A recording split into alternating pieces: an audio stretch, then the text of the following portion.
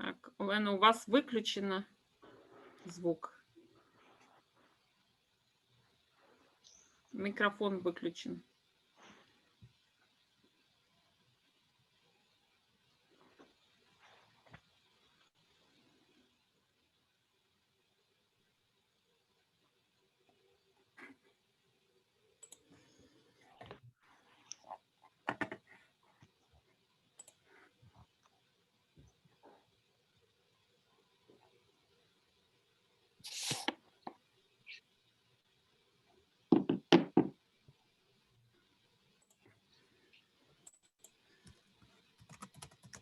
Marina, in terms of timing, is it half an hour? Yes, 30 minutes, half of an hour. Okay.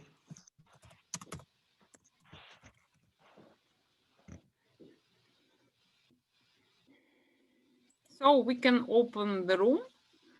Oleg, please open. Да, мы открыли, добавляются участники. Вы открыли.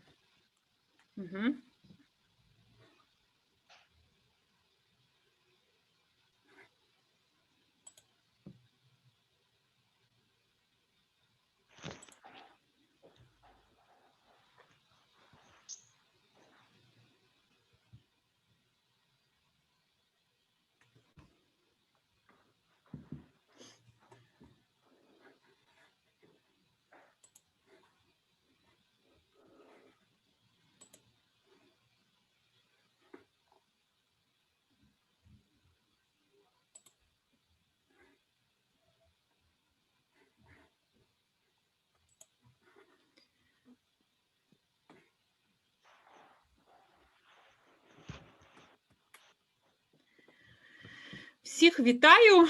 So, hello everyone. We will give you a couple of minutes more for everybody to join us tonight, and then we will begin our webinar.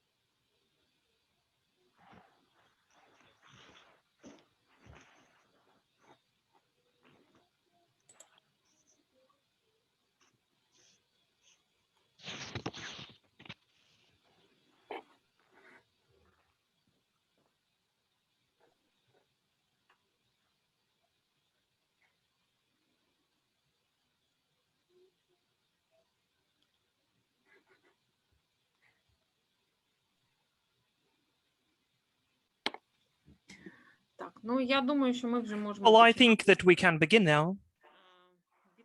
So I welcome all of you here today.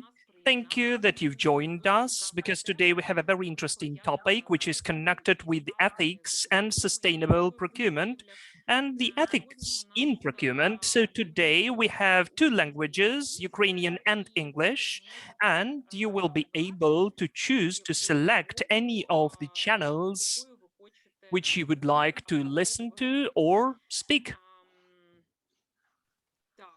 So, let us then, well, today we have the interpreter working with us, who will now conduct the guidelines how you need to change the channels. Okay, thank you, Marina. So, dear participants, good day. Would you please pay attention? At the bottom panel in Zoom, there is the icon of globe interpretation. Would you choose the channel of Ukrainian if you would like to listen to the webinar in Ukrainian? If you're listening to the event in English, would you choose the channel English? Participants to select interpretation English. Click on the panel below in Zoom, the icon of globe interpretation English. Дякую за увагу і гарного вебінару вам.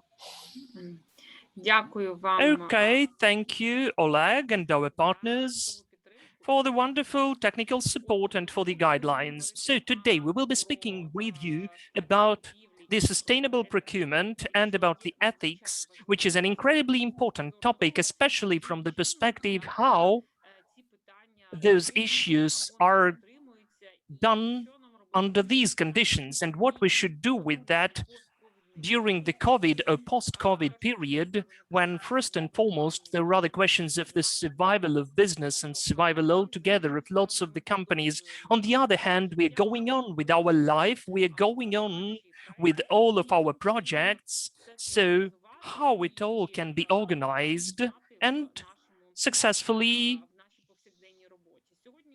united in our work. We have wonderful guests today. So together with Stephen, we are happy to invite and to announce our guests today. I would remind you that this project is done within our common international partnership and conference, which we conduct with the company of Procurement Central. This is the British company and its founder, Stephen Wills. Stephen, please, the floor is yours. Thank you, Marina. As always, it's a great pleasure to be talking to our friends again and to have our guest speakers with us. So I just also wanted to say as I've got the chance to congratulate all the countries playing football at the moment across Europe, and in particular, the Ukraine team, the Russians, the UK, the Germans, as always, the UK's biggest rivals. Sadly, I think that the Italians and the French might be in the final, but never mind. Let's enjoy the football. Marina, do you wish me to continue and hand over to Heinz and Natalie, or would you like to say some more? Yes, you can give the floor to the speakers and I will add in the break between the speakers. Excellent, thank you. So, ladies and gentlemen, I just wanted to say a few words about, as Marina said, the ethical and sustainable procurement in what is a very unusual year. Probably an unusual 2 years, we're going to say, 2020, 2021. We are procurement leaders and we're responsible for so much more, as we know, than getting the price reduction. Our value comes from quality of the services and the products that we buy, and of course, on-time delivery to the right destination. We also focus and manage risks of disruption and reputation to the supply chains caused by sometimes bad and unethical practices. As Marina mentioned, but I'm just going to repeat it, conflicts, I believe, will occur as business drives for recovery of profit through cost reduction at perhaps the expense of ethics and sustainability as we come out of lockdown following COVID.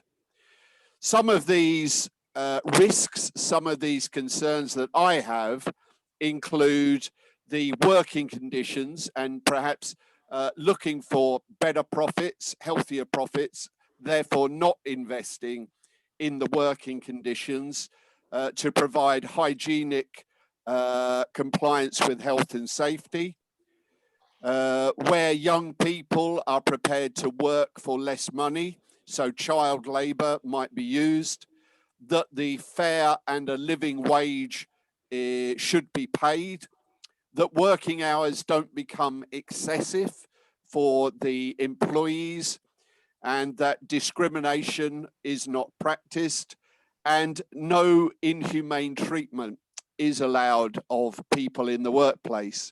These are some of my concerns, and I guess you could say this is summed up in the compliance with the Modern Slavery Act, which many of us will be aware of.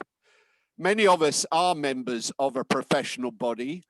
Marina and I, and Heinz as well, know very much the CIPS, who have a code of conduct, which includes the eradication of unethical business practices and compliance with the laws and regulations. However, as this is an international conference, we know the laws of one country can be very different to that of another. So the period beyond COVID, and we are seeing, shall we say, some light at the end of the COVID tunnel. The period beyond COVID will be challenging as companies look to procurement for traditional cost savings.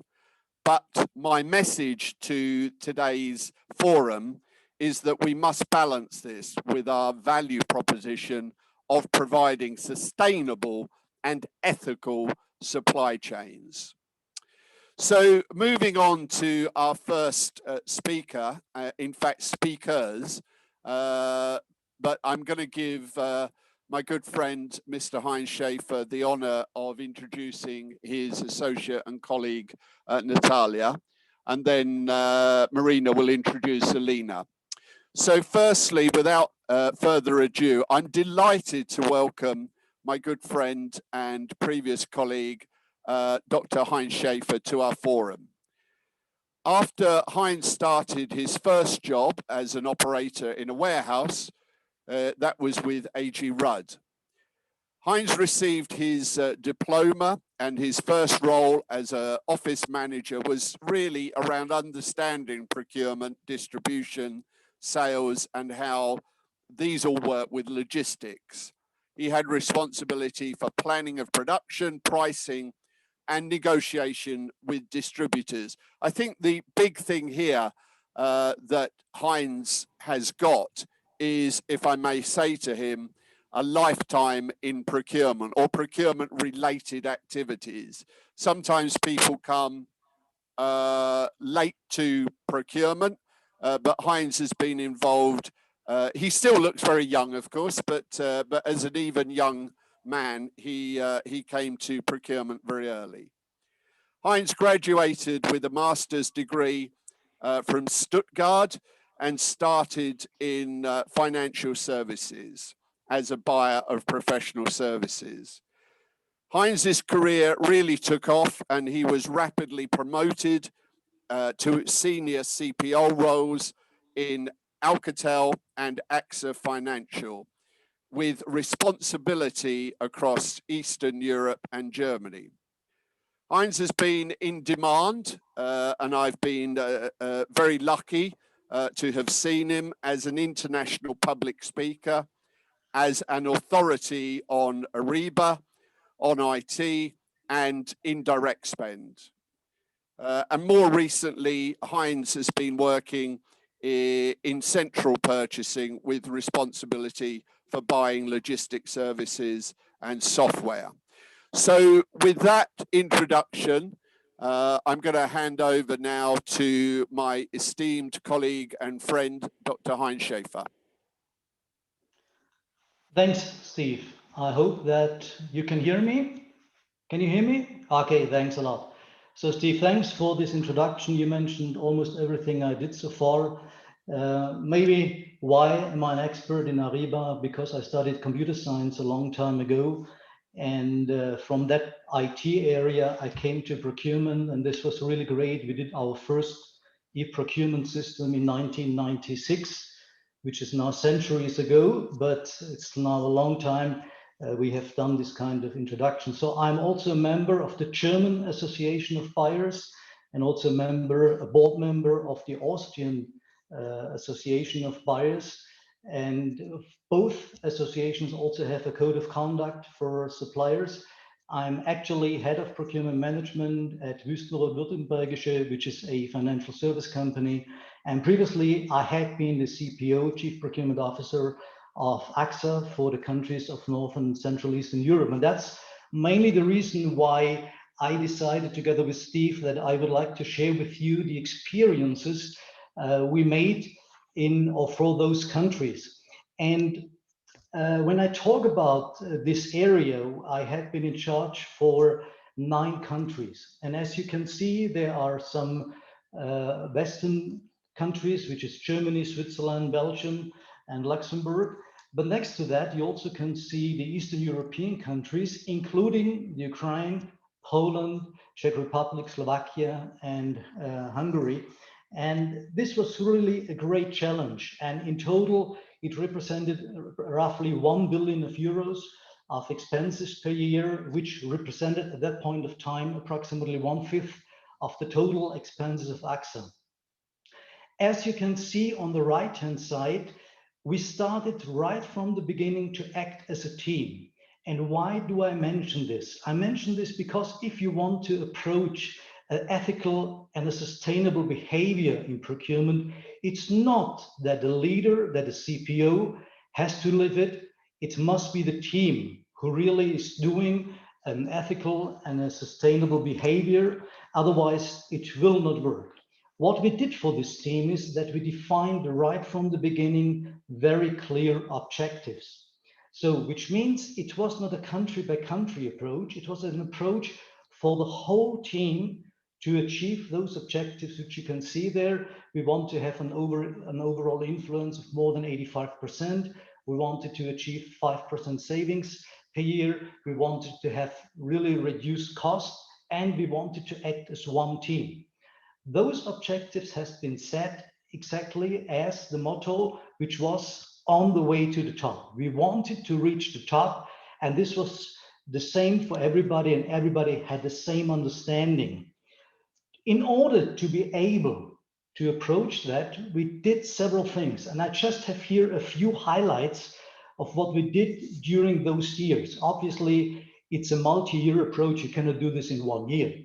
But what was very key was that we do each year a 2-day team meeting.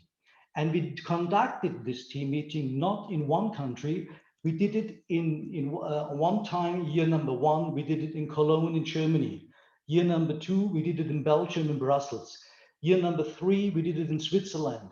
With the whole team in order to achieve one common approach and to achieve the same understanding. It's very key that you start to communicate quite early on what you want to achieve, how you want to do the business, and also how you want, firstly, let's say, to organize. And therefore you can see an organization on the left-hand side, which was the organization in the beginning. And then you can see the organization on the right-hand side after 5 years.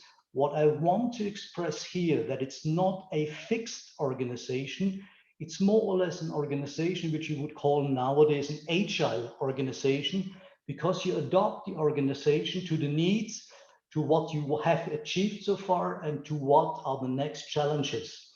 And what is very key is what is in the middle. It's a very holistic and a very harmonized approach around for all countries. So in the middle, you can see the process, which I will explain on the next slide. But then you can see also 2 models. One model for customer, supplier, and process management, and also one model for the procurement business management. And why is this key? This is key because you need to tell to the people, to the procurement people, how to do the business.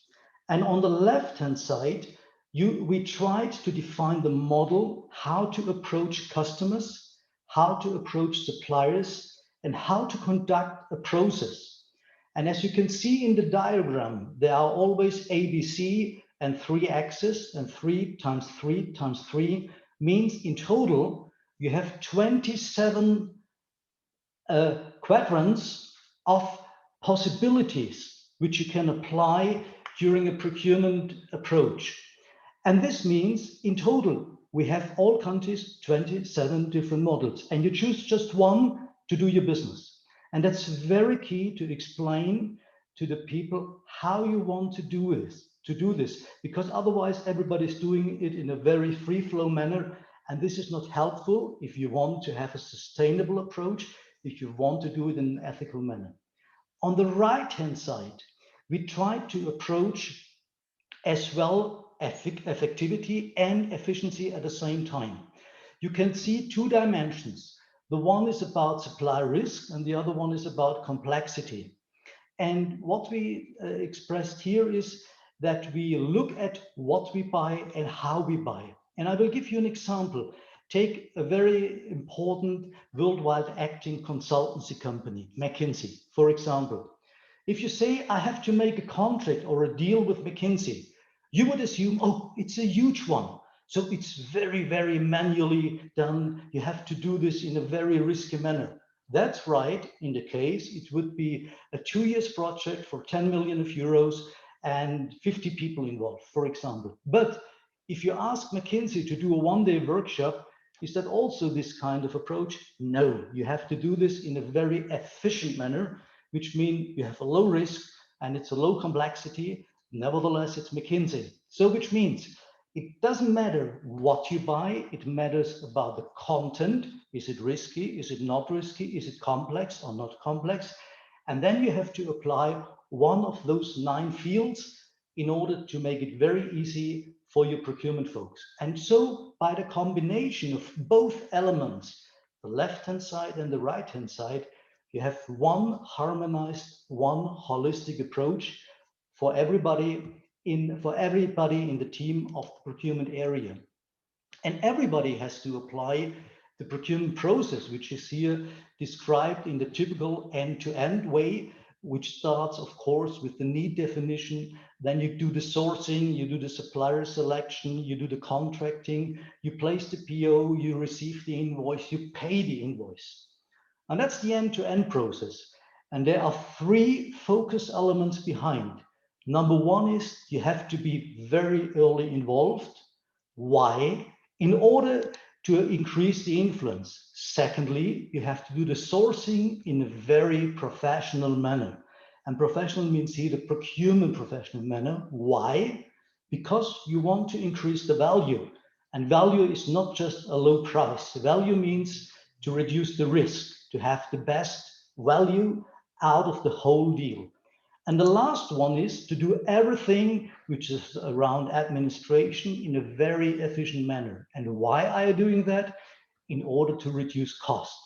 And so this means when you look at the process chain, which is of course the supply chain, you have to apply all those 3 elements at the same time in order to approach immediately effectiveness and also efficiency. But those 2 dimensions are only possible, and you can only do this in a very ethical and sustainable manner if you do it in a transparent and in a very compliant manner. And I will give you here one example which unfortunately happened during those times in one of the 9 countries, especially in one of the Eastern European countries. I will not name the country, and it was not the Ukraine, I can tell you, but it happened. So what did we do? We did, as we did many times ago in Germany and Belgium, we did a spend analysis for the Eastern European countries. And when we did this spend analysis, it became obvious that we have an issue in one country because we did not get real figures. We did not get the whole transparency.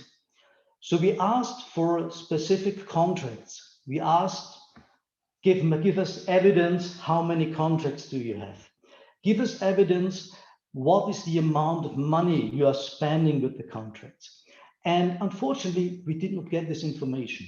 So we said, okay, how did you select the supplier? Unfortunately, we did not get the answer, how the supplier selection was done. We asked, how are you managing your suppliers? How are you controlling the invoices in terms of that you pay the right amount for the right service and so on? Unfortunately, we did not get this information. So it became very obvious that the process was not really compliant, there was no transparency and so on. And after 3 or 4 months, I decided to go to the CEO, said, look, it seems we have an issue. We tried to get transparency, but we do not get the information we need to understand the business and to do the assessment. And so I gave the advice to the CEO to have a deeper look together, maybe with the CFO. And believe it or not, after 2 months, it was decided that the head of facility management, because this was the area in which the majority of contracts have been, so the head of facility management had to leave, and next to him also the CFO had to leave, because the CFO said everything is fine, but finally by the procurement analysis, the CEO realized that the CFO is using wrong figures. But unfortunately, not only for the procurement area, even worse, also for the sales area. So the whole balance sheet was more or less wrong. And this is what is behind transparency and compliance. So first of all, of course, you need to set up the process. Secondly, you need to live it. And in the case you find an issue, you have to find an answer to the issue and you have to correct it. In the case, you have to do it. And I must say, afterward, it was really fine. We had a very, very excellent relationship with those people in the country, and everything was very, very good. So this is so far my introduction for North Sea. I would like now to switch over to a Q&A session with Natalia and Marina. If you could take over now the monitoring of the slides, that would be great, so that you could show the presentation of which was prepared by Natalia. And then I would like to put a few questions on Natalia, because Natalia, unfortunately, we did not do a good introduction or the right introduction and presentation of you. And I think we should do this right now. So maybe you can tell us a little bit of where are you coming from, what have you done so far, and what is your experience in the procurement area? You have to turn on your mic. Yes, Hein, can you stop your screen sharing that I can share the next presentation? Okay, if I find the way. Yes, thank you. Yeah, okay. Natalia, please introduce yourself because it's very interesting experience, your experience. Дуже дякую. Мене звати Thank you so much. My name is Natalia. I'm 33 years old. And first of all, I'd like to say that it's really pleasant to be together with you today. And I will be really happy if our information will be useful and interesting for you. First of all, I will tell how my professional career began. And also, I'm from Lviv region. I'm 33 years old and I'm located in Germany. I'm living and working there for about 10 years now. So, how was my professional career beginning? Everything began in Zhytomyr city, where I was studying, and my first work, according to my profession, I got during the studies at the last year of the university. I've been working as an operator who was responsible for the invoices at Rood warehouse. After I got a diploma of a specialist with a specialty of management of external economy activity, I was impressed as the first office manager how the procurement is working, the distribution, the sales and logistics are working. So my main tasks were planning of the products, the pricing and calculation, and also trade and negotiations with the distributor. My first experience in the procurement began in Germany at Bosch company. In 2013-15, I was working as an intern during the studies at the German university, getting the magisters at the Central Department of Procurement. I was mostly responsible for the procurement of logistics services, office equipment, and software. And my main tasks here were the processing of the orders, negotiations with the suppliers, contracts, and audit. After getting the master's in general management in Stuttgart city, I got the work in the procurement in Wüstenrot and Württembergische financial services. And during my first 4 years, I was responsible for the procurement of services in IT sphere and consultant for management. As for now, I'm responsible for the processes and systems in the procurement department.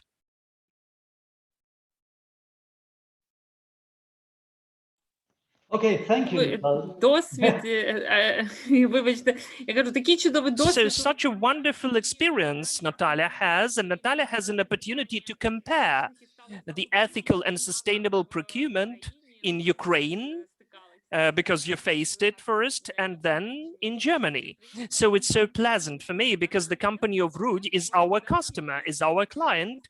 So for several years, we have been working with Rood company. So everything is interconnected in this world. Yes, it was an incredible experience for me. It was the beginning for me, and it was a nice start. Really, sure. Okay, Natalia, I've opened your presentation, so now we can begin. Perfect. Would you give the next slide, please? Thank you. Okay, so Natalia, thanks a lot for this introduction. And I know you now since a long time, and I must say you have really done a lot and a very good development. And maybe you can share with us a little bit, why are those ethical rules so important for us as procurement? And especially why can procurement processes contribute to an ethical behavior of the procurement? Почну так. Well, I will begin in the following way. We, as the procurers, should first of all be responsible for the costs of the companies, and the expenses are in the hands of each of the employee of the company, but just to follow all of the expenses is just impossible. So one of the most important tasks of the procurer is to provide compliance according to the rules which you need to stick to, not to have any errors or not to avoid those rules. So also it's very important to be sure that the above mentioned info, that is compliance, is totally comprehensible, precise, and accessible for all of the users. Besides that, we are responsible for the coaching of our colleagues, and we even invite the experts, for instance, on legal issues or the security department of informational technologies, if it is necessary. And the process of procurement is the means to support the expense processes and to avoid or mitigation of risks. The more precise and the more detailed the processes are, the better compliance is working, and in its turn, it has a very substantial importance for the management of the company.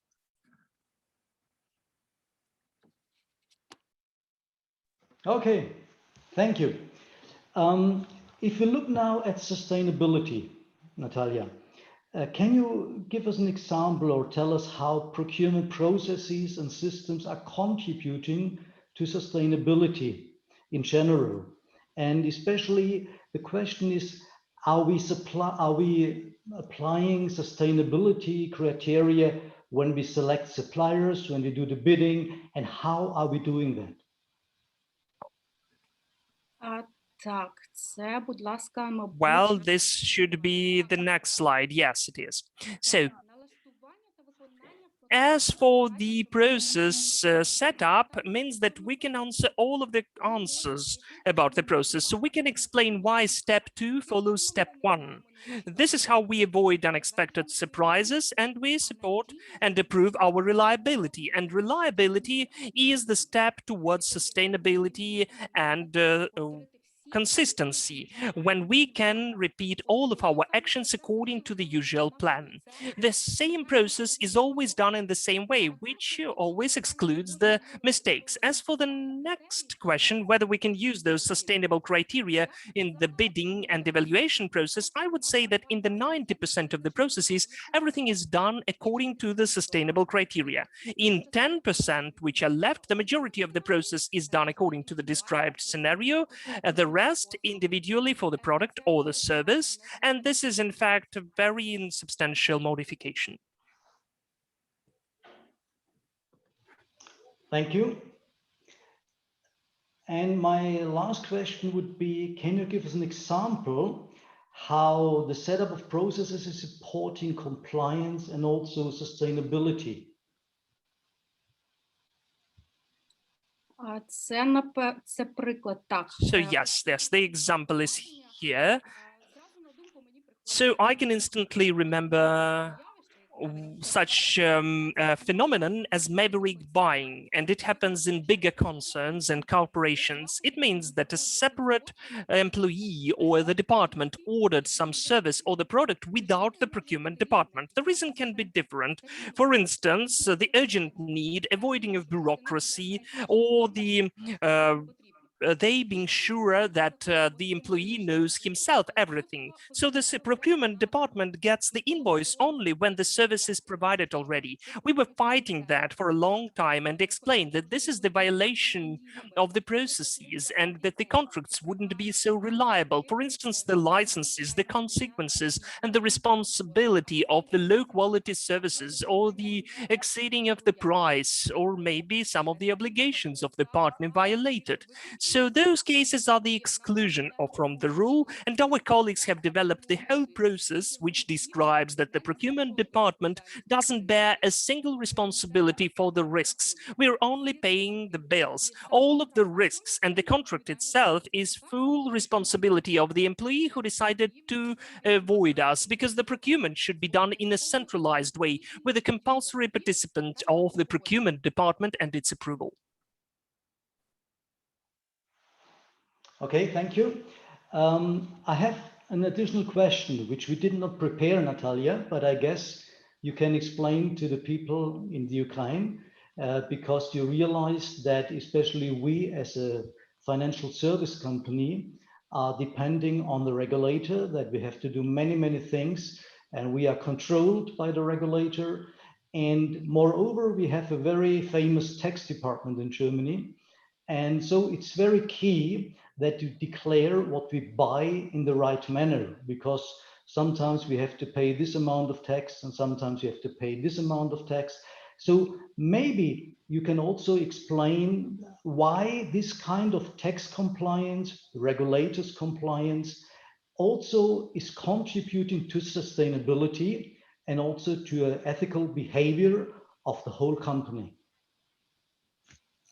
Ну, насамперед, Well, first and foremost, why it is so important to be compliant to the law and the rules. Because first of all, in our focus is that it has a huge impact onto the financial side of the company. If we act not according to the law and without compliance, we can have huge risks. Financial is only one hand, but on the other hand, which is even more important, is the reputation. So it is incredibly important for the whole concern. Did I understand your question correctly? That's exactly. також значить, як до нас So відноситься. also it means the attitude of our partners. Exactly. Yeah. Дуже дякую. Thank you so much. Thank you so much. Is that it from you? Because I have a question as well. So look, the question of sustainable procurement, sustainability in procurement, concerns the internal environment where the company exists and the external factors, how it impacts our environment which we exist in. So in the procurement and in SIPS terminology and in the training of SIPS, in particular, there is such a notion as the approach 3P approach, that is planet, people, and profits. So in this way, we create this sustainable procurement when we act according to the sustainable and ethical behavior of the company. And also we are working in the same way as for the suppliers, and we stimulate the suppliers to work in an appropriate way. So do the company criteria or the policy of the company include such a strategy, or KPIs maybe, or the criteria with the help of which you assess your suppliers, in particular the partnership and cooperation in the supply chain? Heinz, I would think that this is the question for you. Yeah. I have to answer from two dimensions. Dimension one is what we do in our company. We are a financial service company. We have no production.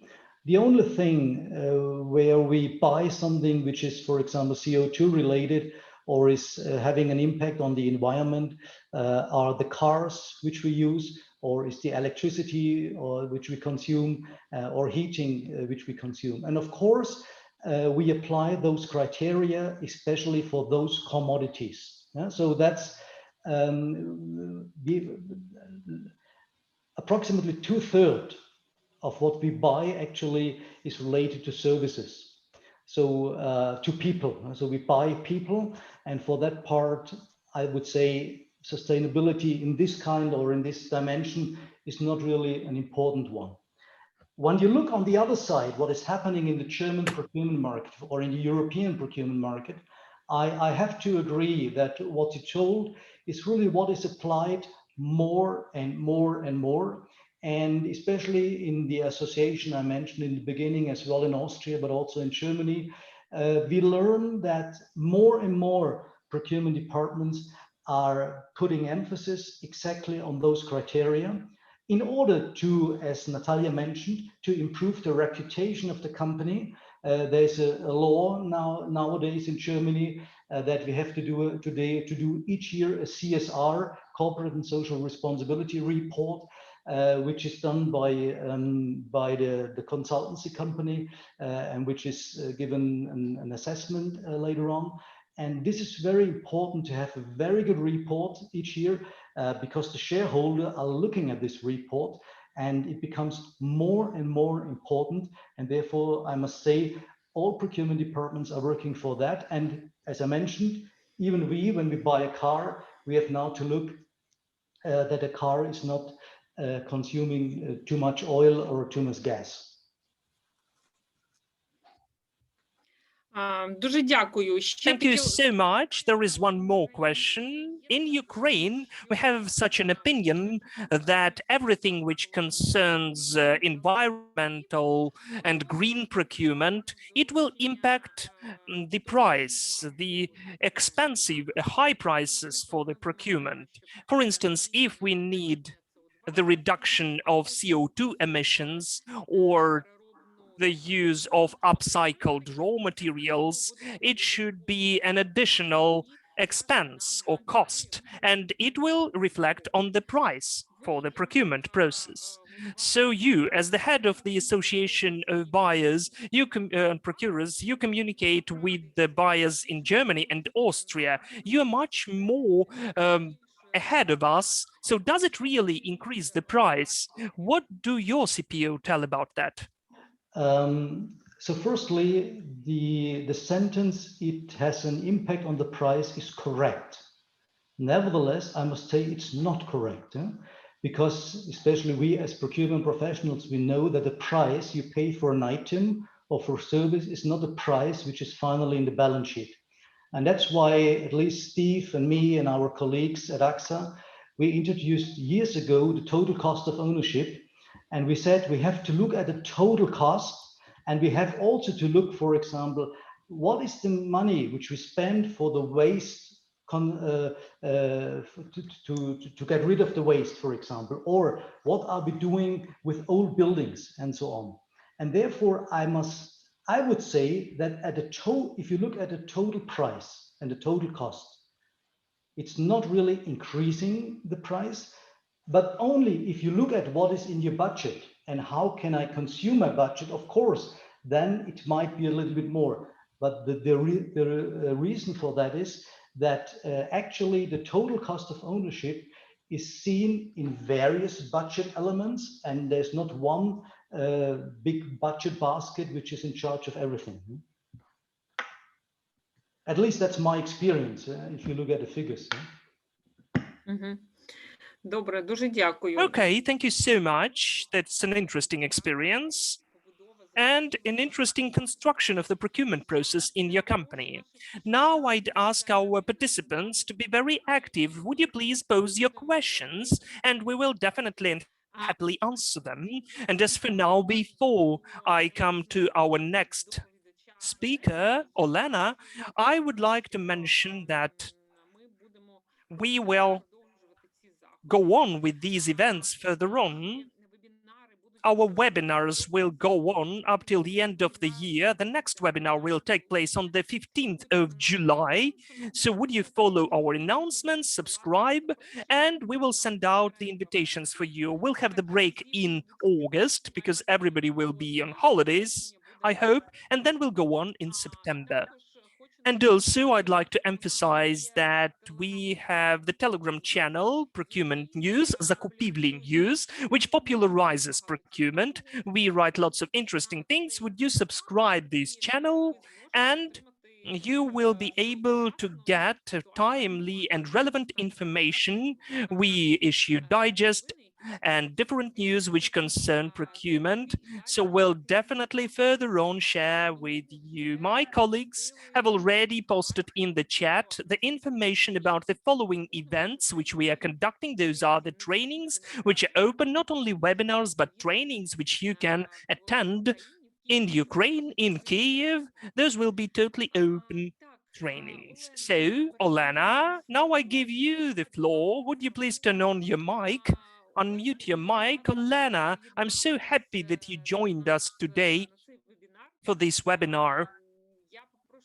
I would ask you to tell about yourself because you've got lots of experience and interesting past, because you're working on really interesting projects which concern popularization of sustainable procurement in Ukraine, first of all in the public procurement, and also it will be further on covering commercial procurement as well, I do hope at least. And Olena also is the teacher at Kyiv Mohila Academy. So would you please tell more about yourselves? Thank you so much, Marina. Hello, everyone. I'm happy to join this audience. The audience which is maybe very unusual for me, because I'm, during my whole career, I'm working in the environmental protection, working with the governments, with international organizations, businesses, civil organizations, NGOs. So my sphere is the environmental economy and politics. So I didn't always want to criticize the environmental state in Ukraine because they say that our ecology is bad here. I was always interested how we can solve those issues and prevent them. So really, I was working a lot in different organizations. I don't want to list all of them and to waste your time. I would like just to say that this seminar, when I was invited by Marina to speak about ethics, I said, no, I'm not about ethics. I'm a very pragmatic person. So in spite of me being a volunteer, and in spite of me being a very nice activist in the church community, in the civil activity, as for money and responsibility, I'm very practical. I'm not working for free. I do understand how important it is when the buyers understand the arguments about the sustainable development, which are practical as well, because the buyers, first of all, are very practical people. So in spite of me not being a buyer, but having an opportunity to work in the analysis as an analyst, and with the project of the World Bank development of green public procurement in Ukraine, I'd like to share with you what is and will be important during the next 5 to 10 years. I'd like to share my screen now with the presentation. I'd like to share, first of all,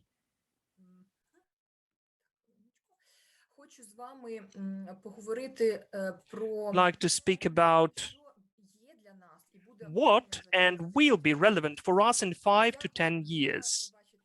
Now you can see my presentation. What I'd like to speak about, first of all, why we should buy in a sustainable way. This is the task which was appointed by Marina for me, and how we should procure in a sustainable way. And in the part why we should do that, I'd like to speak with you about the trends which are really rapidly developing in the world and which will impact the Ukrainian business and how we are living during the following 5 to 10 years.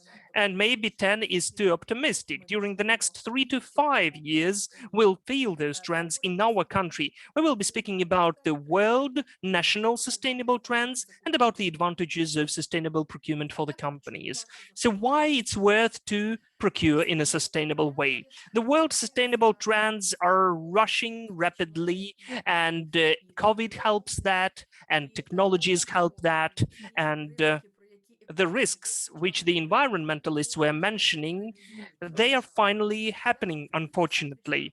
I'm in this profession for more than 20 years. I'm the environmental expert, so it's easy for me to speak about the climate change and about the energy efficiency. When I began my career as the young teacher of Kiev Mohila Academy, I was speaking about energy efficiency and climate change, and everybody was looking at me and said, "Girl, you had some American education. Did you come here to teach us?" So now, unfortunately, we can see all those risks happening in our life. So I would like to speak about three trends only. This is the circular economy, assessment of environmental, social, and managerial results, and the brands of 360 degrees.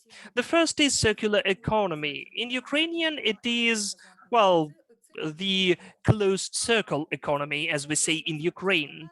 This term will be finally defined. I like circular economy, as we say. We, as you as a buyer, I am as a consumer, we're living in the paradigm which is called linear economy. When we get some mineral resources, raw materials, there is a production, then we use the goods, and then we throw them away as a waste. So a very powerful trend is the circular economy now. Unfortunately, it's still not in Ukraine that much. It is slowly beginning to implement practically in other countries, but it will definitely emerge soon. So far, what is drawn in the middle is to trying to close this circle and to use some mineral resources, not to throw them away. So the aim, idealistic aim, is, and the end aim is to fully try to take all of the resources we are using. Well, we can't do that with the energy, but to try to use them again, to recycle and not to throw anything away to the environment. Of course, it looks like this. First, we extract some of the mineral resources, and then at all of the stages, manufacturing, delivery, design, we try to include the thought how we should upcycle and recycle the goods, whether we will be able not only to recycle it, but first of all, is to use it for a longer period of time. We're all facing the problem when you buy some goods and in a year it is broken or instantly after the guarantee term. And for today, the tendency and the trend in the legislation in the EU that the producers should think how the product can be used as long as possible, then it could be repaired if it's broken, and then after the warranty period for it to be dismantled, recycled, and never thrown away into the environment, which should lead to the decrease of the pollution and CO2 emission. So it's interesting for me, what do you think about that? Whether this idea is too idealistic as for Ukraine, I'd like to hear your feedback as well. I can name some examples, maybe of the pioneer companies.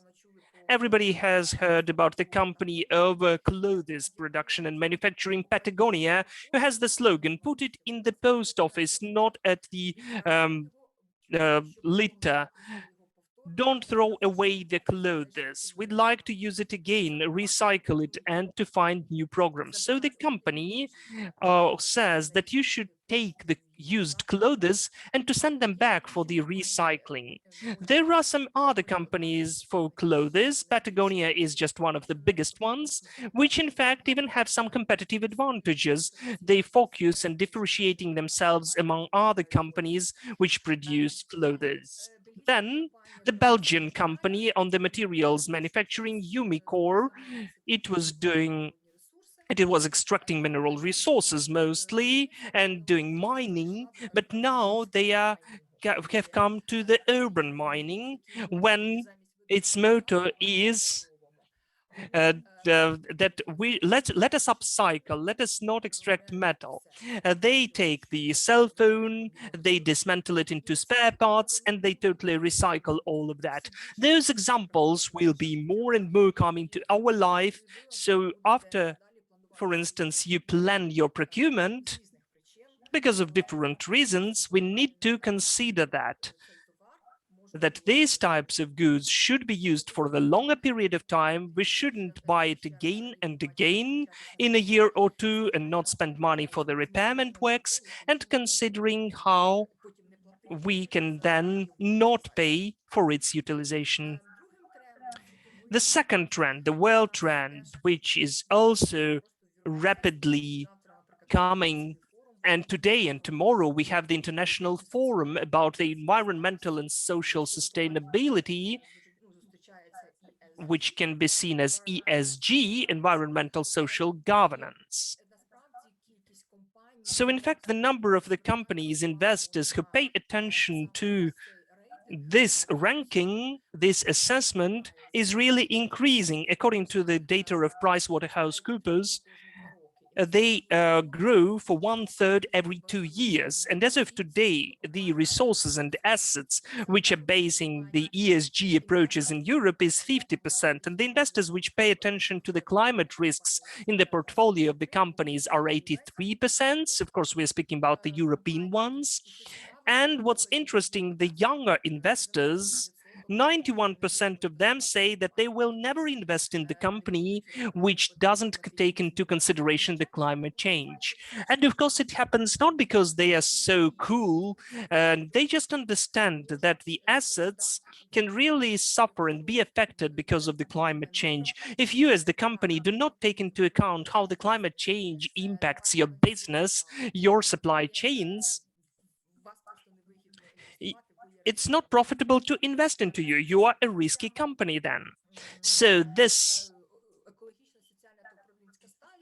environmental, social, and governance sustainability is presented in 3 components.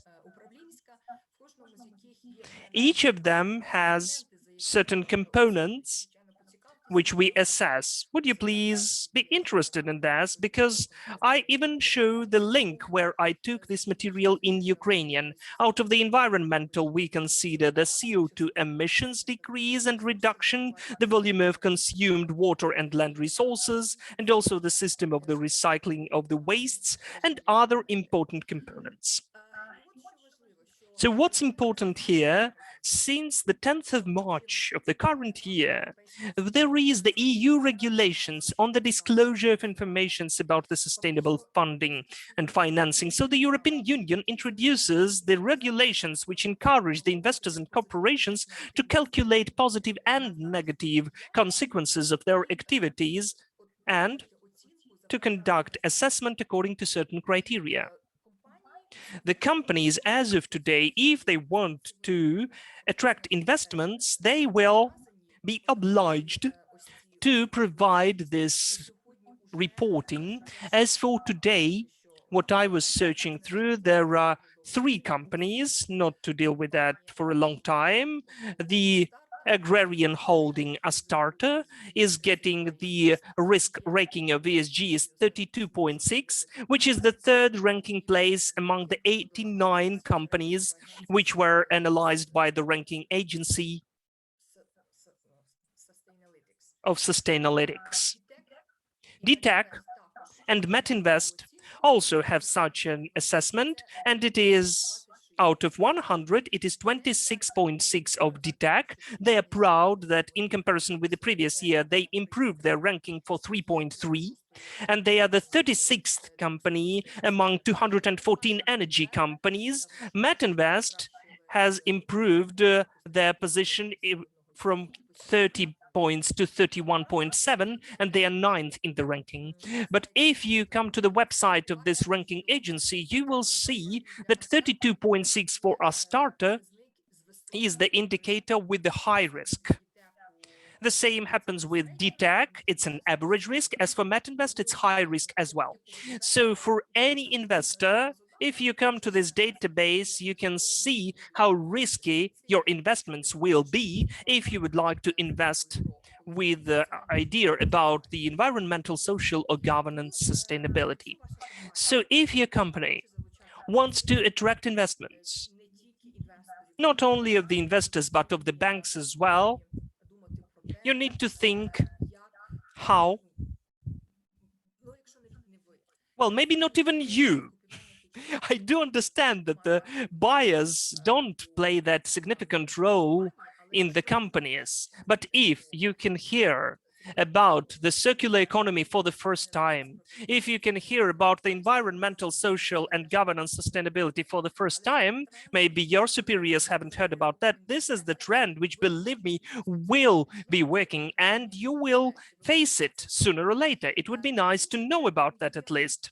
Another trend is the brand of 360, and this trend is very sensitive for those who are working, the customers of whom are the people, not the companies, but the people. If you sell something for usual people, as through the dissemination of social media, any of the mistake for the company can be a huge failure up to bankruptcy. And the consumers today are becoming more and more conscious, especially the younger ones. They never forgive the mistakes. So if this is the fashion brand which advertises sustainable one, but if it advertises animal leather, skin, they will be banned in social networks. And if this is the brand of food and their boiler is using coal, it's not okay as well. And if the company produces the meat of plant origin, but it does not have the environmental packaging, the consumer will say, boo, we will never buy it. So this is the trend of 360 for them to be ethical and responsible for their goods. And now let us come to the national trends. Ukraine, well, of course, we are not the ones who are providing the proper tone. We are following those trends. They are late a bit, but they are coming still. And the most influential are the ones which have certain regulatory or legislative power. The first one is the association agreement between Ukraine and the EU. Everybody heard about it, but what it means for us, that in spite of the Ukrainian legislation was a bit loyal and not that well implemented, but the fact that our government and our country from government to government goes on with the policy of association with the European Union witnesses that those 29 environmental directives and regulations which Ukraine is obliged to adapt in the legislation, they will be adopted. And when we say that in the European Union, they have the environment because they have nice laws, these laws will come to us. If you're interested how serious is the attitude of the government, just a fortnight ago, there was an environmental week at the Forum of Ukraine 30.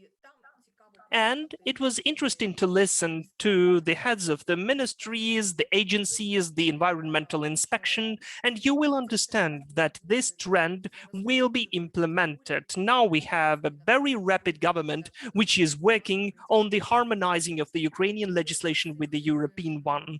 And one of those elements which we need to integrate is the sustainable or green public procurement. We have the public procurement, which is 13% of the GDP of Ukraine. I don't know whether we have here the companies which are working with the public procurement, but 13% of GDP is a rather substantial indicator. The law on public procurement of 2019, which was working since April 2020, has some norms which make possible sustainable public procurement and provides competitive advantages to the companies which introduce green criteria in their practice. Up to 30% of the price of the value can be added for the non-value criteria. For today, we've developed 15 categories and criteria for 15 goods groups. So you can use that. Of course, it's done for the public procurement, but you as a company can also use it as well. We conduct the work on the methodological recommendations for the buyers which use the state money wouldn't be afraid to practice sustainable procurement, not the traditional ones, which basing on the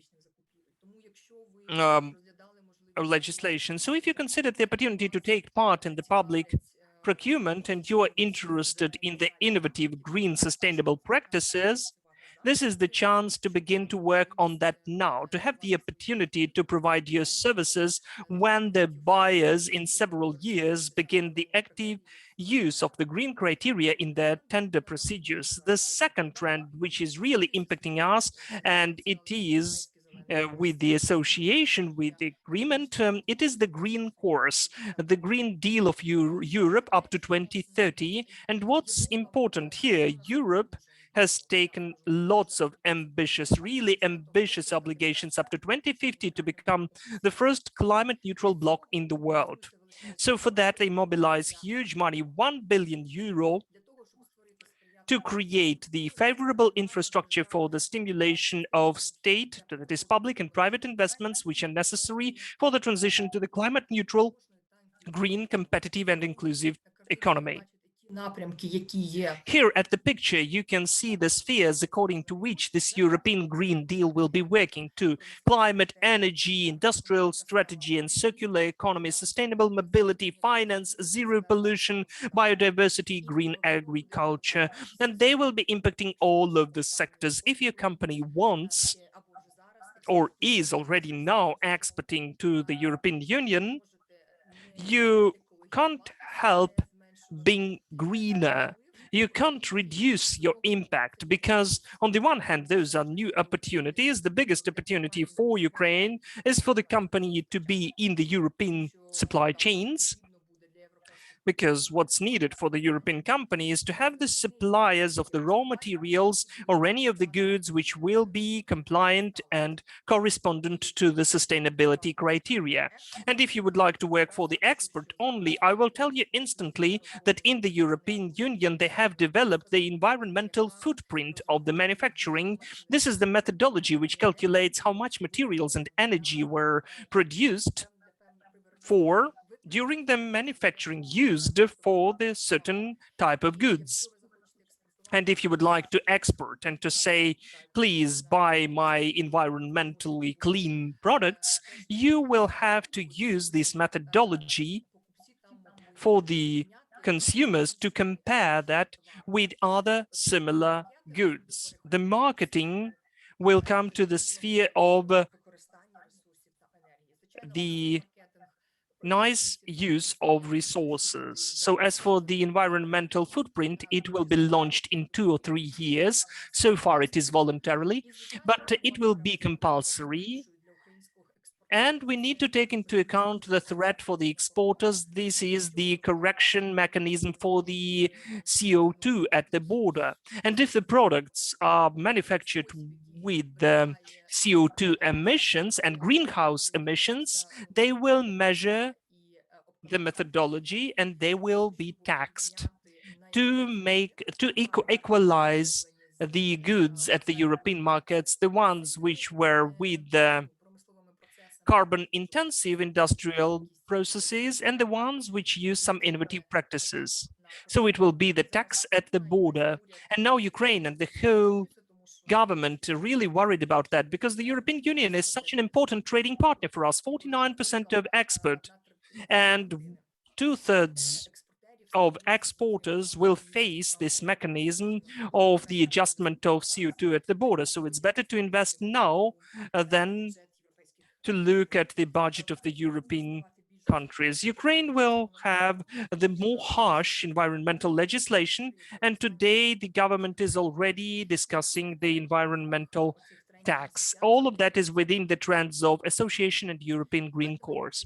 And now let's move to the advantages for the sustainable procurement for the business, which is very pragmatic as well. I would like to look now, well, it would be nice to know which businesses you represent and what you're doing, but I'd like to offer you the whole list of those advantages which can be relevant for you. Well, of course, first of all, it's minimization of costs and expenses. If you procure the goods with their improved quality, for the use of which you don't need that many of the cost of ownership or technical service, all of that saves expenses. You decrease the expenses for the materials and you reduce the cost of the capital because the investors give money better for the production of the goods which are much more sustainable. Of course, you can differentiate yourselves among other companies, as it was done by Patagonia. And of course, you need to know the consumer who would be ready to pay for those social goods, not only for the price of the company, for the prime cost, but some of the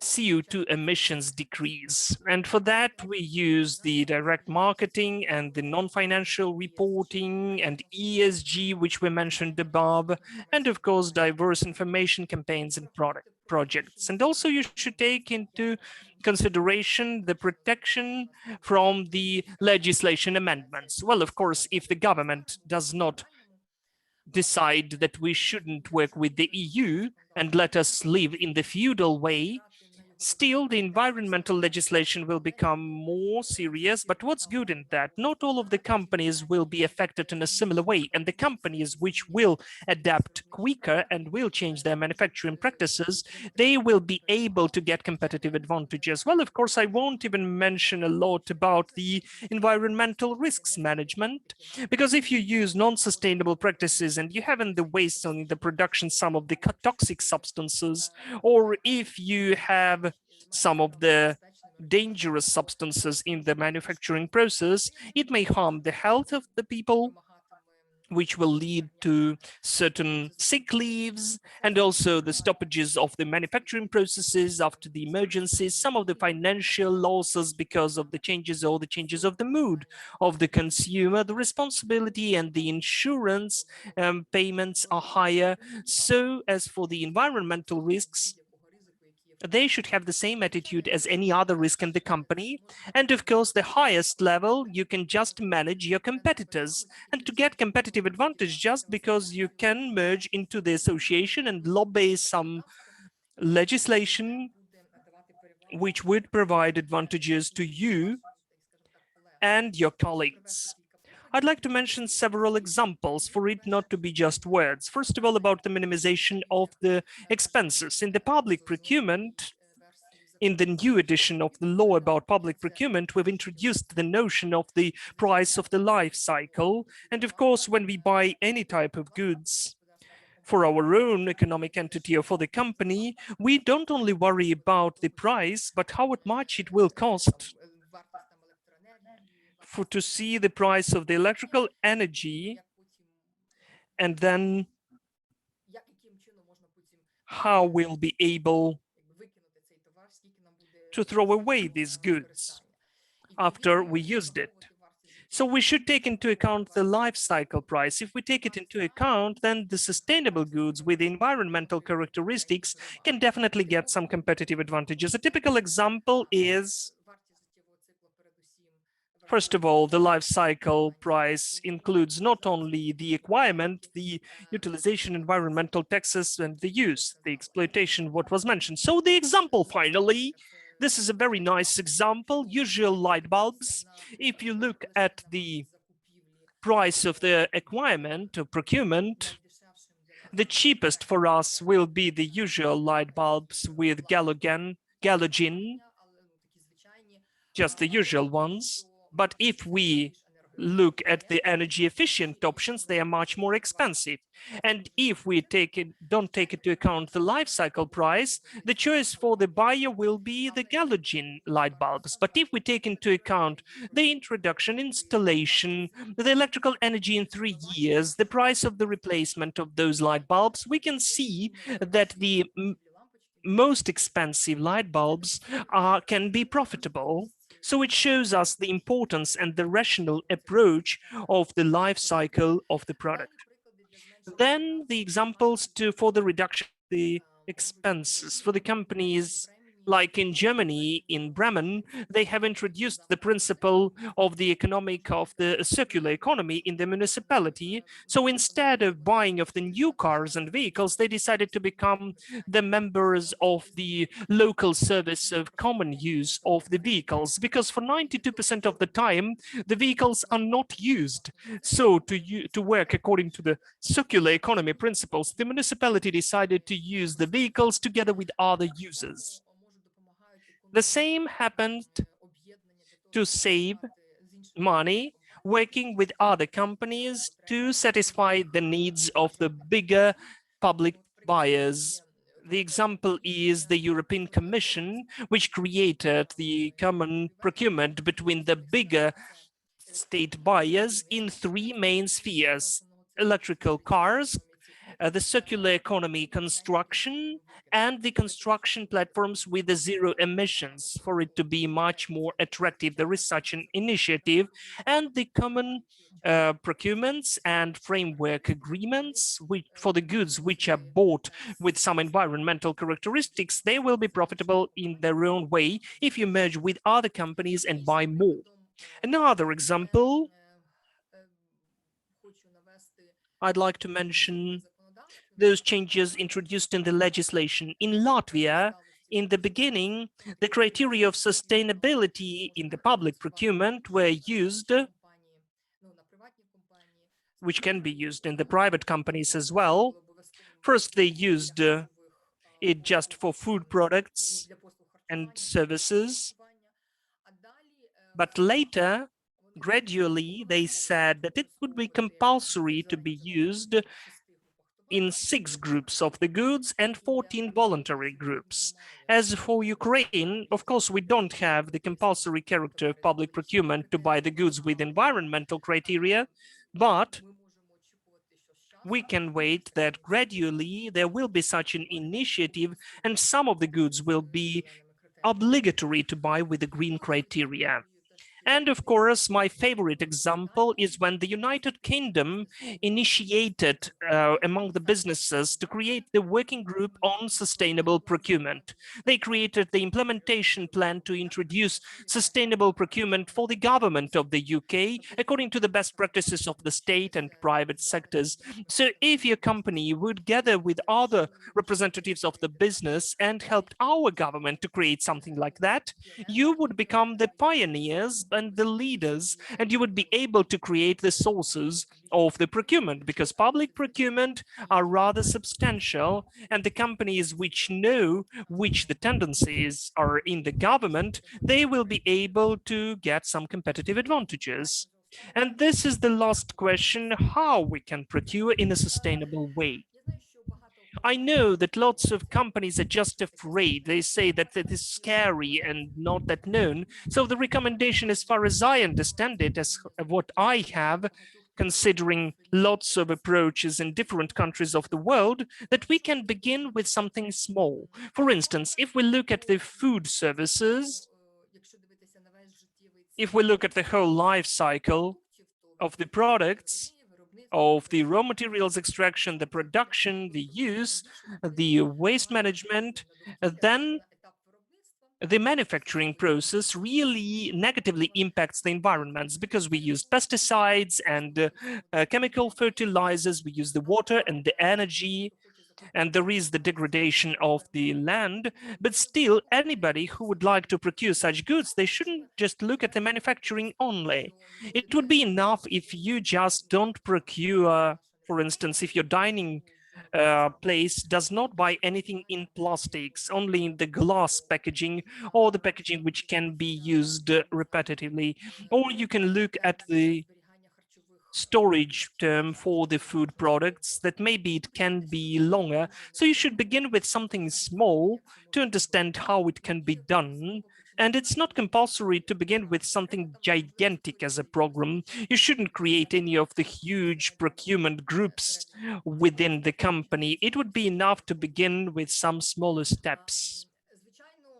And of course, how it should be done, maybe some of the laws can help you. Of course, you're working with the laws and you know the legislative requirements and technical regulations which provide the minimum of requirements, but then you can look at the environmental criteria which are developed, and you can also look at the constructor at the Prozoro website, and you can just follow the link and look up.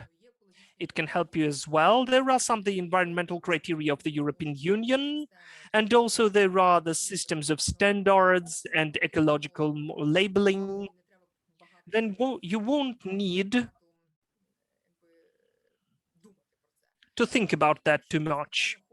And of course, if you'd like to think a lot about that, you can get market consultations with your suppliers. They can help you. Of course, if we had more reports about green tendencies, or it would be nice, but so far the market in Ukraine is not that well organized, but it will come gradually. We can also look at the tender procedures which can be found at Prozoro website, and there you can understand what's realistic, what's totally can be implemented, what you can procure. For instance, municipality of Copenhagen, for their policy, they decided that 90% of organic products should be there to procure for their dining rooms at schools and asylums.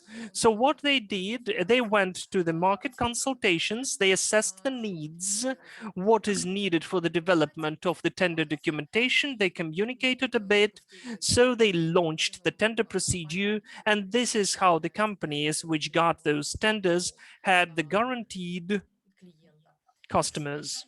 In Sweden, that was interesting to see the example because it was important for them to reduce the greenhouse gas emissions because of the food products. So look at the criteria. They wanted to reduce the level of meat consumption, minimization of the empty calories, the increase of the volumes of the organic products manufacturing, and the increase of the rationality of transporting. And of course, I won't speak about different methodologies of market consultations, but really sometimes to procure in the more sustainable way in the goods and services, you need to think about that. Maybe you need to look it up online. You should make some calls, write some emails, visit some exhibitions. And for that, you need to understand how big the procurement is and whether the environmental risks are substantial enough. What's the price of the procurement? What's the level of the impact of the customers at the market, and whether this market is ecologically friendly enough? Because maybe you would like to procure the products which are not accessible in Ukraine at all. One more support for you. If you begin to speak about the branch and line associations of the suppliers which you would like to communicate with and to provide some environmental goods, just to understand what's present at the market, whether there is any interest for the green innovations, you should follow the organizations which are already active at the market. For instance, there is the register of the current economical labeling, green stock, and also they publish the reports, which are the members of the global deal of the UN. They already use some of the sustainable practices. And of course, as those green procurements are not that numerous in the country, you can look at your colleagues' works. It would be nice to share your experience, or you can even prompt the tender procedures which are conducted at Prozoro website. What other countries are doing? In the EU, there are certain platforms which are organized for the companies who would like to procure some of the sustainable or green goods and services to exchange their experience. Denmark created the group in LinkedIn. In Bhutan, they provide national forums. I think it will come to us as well. First, we'll have some sections on green procurement, and then this trend will be developed and more. And of course, we should look at the chambers of commerce. In Serbia, they are good ones because they have certain trainings, academies on circular economy. As I mentioned above, it is the trend which is only being launched, and the Chamber of Commerce is playing a substantial role to create the information and training materials for the companies to be able, and their members to be able to understand the current situation in this important trend. I think this is the end from me. In fact, the trends are so important, so I'd like maybe the trends and opportunities to be discussed more in the informal way. Thank you so much for your attention. Olena, that was a very interesting report. There is so much information, so many initiatives and examples that we'd like to take and to begin to work with it. According to the criteria of ESG, which you showed above, I think that our company can have some ranking as well, because we are popularizing the sustainable procurement. We are trying to speak about that, to write about that. We are conducting webinars, and at our international conferences, it's compulsory for us to have a separate section where we mention sustainable and green procurement. That is why we do whatever we can, we do our best. We are not the manufacturing company still. I thank you so much. We don't have any questions. Stephen, if you've got any questions, please, the floor is yours. But would you unmute yourself?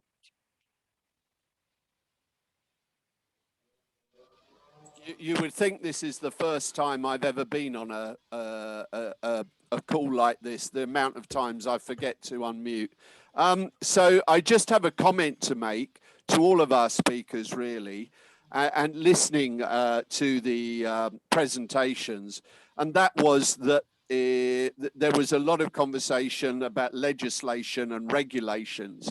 And I think we must just remember that actually there's also a lot of people power, and companies now can be, shall we say, targeted by groups like Extinction Rebellion, or based on Greta from Sweden, and obviously social media.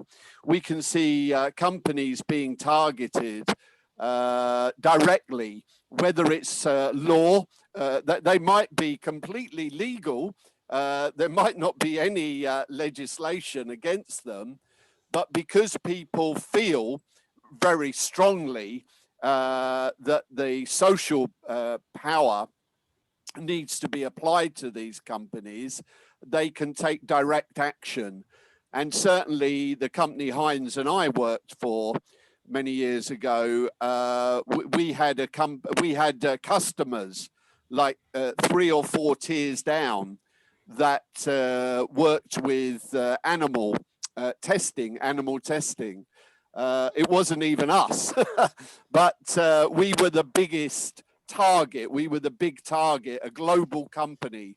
So people need to remember, which Alina has set out very, very clearly, we need to remember that, and Heinz mentioned it as well, through the forums and the different countries with their laws and regulations, that you need to keep, how do you say, close to social feeling, because different generations are coming up.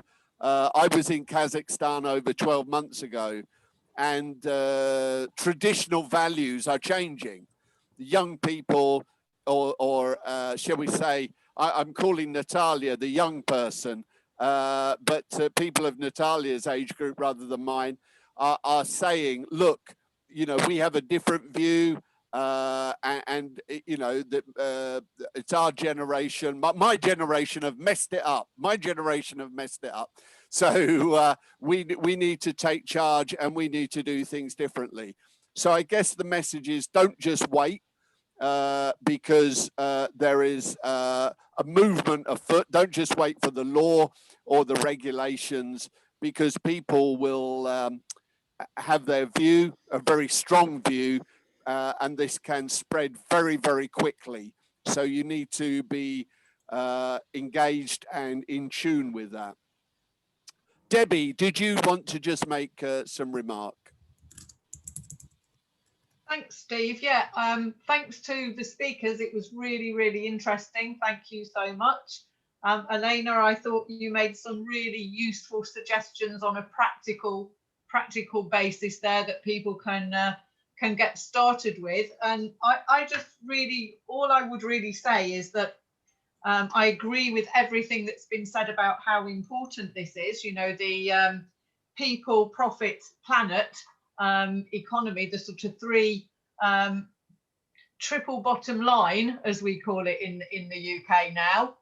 It's really important. So just one example of each. You know, the people side, we have to make sure that, you know, we have enough food for the population that's growing. We have to make sure that's sustainable, and we also need to try and avoid the bad practices that have led to things like COVID-19, which has come from this sort of thing. From the profit side, I would really say that it's about sustainable procurement in terms of your resources, keeping your suppliers sustainable, so not putting them out of business, but also making sure that your business is sustainable as well. So there's that balance between whether you have to pay more or not. And I think my personal view on that is that the price might be higher in the short term, but the total cost of ownership in the long term is definitely less. So that's what I would say about profit. And then just one example on planet. I don't know if any of you have watched the Netflix film called Seaspiracy about the oceans. Just watch Seaspiracy. And a lot of it's been independently fact-checked and found that the facts are true, but it's absolutely horrifying if you look at things like bottom trawling and industrial farming, Scottish salmon farming. It's absolutely horrendous. So we need to make sure that our oceans are healthy, because if our oceans are not healthy, then that starts to really affect our planet, the same way as the forests as well. So people, profit, planet. I personally believe it's worth it in the long term, and it's the way we have to go if we want to keep a good and healthy economy and planet, and nice place to live for people. And just one final remark, because obviously now the passion levels are so high. Yeah. But just one final remark is that to Debbie's point, this is everywhere. This is I think there was sometimes a feeling that it was in the developing countries. It was in somewhere the other side of the world. But as you say, deforestation, overfishing, agriculture, in where I live, we get lots of people coming from Romania to seasonal work, to do seasonal work.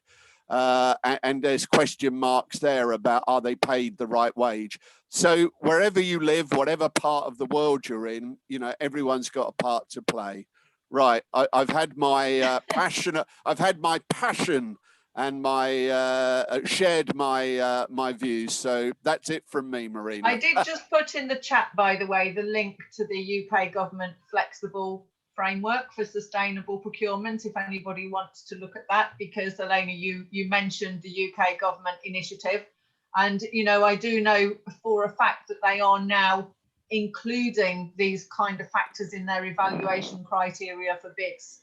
So sustainability is quite high on there for bidding into government here. So if anybody wants to look at that, that one's there. And Steve, I think, I don't know if you remember, I tried to look for it, but I couldn't find it. Babs Omatawa, the previous president of SIPS, he had a case study, which was about a project they did in Nigeria, which was giving back, as it was sustainable, and it was giving back things to the people and the economy and the environment. So it isn't only in the kind of rich West that we can afford to do these things. You can do it in other places.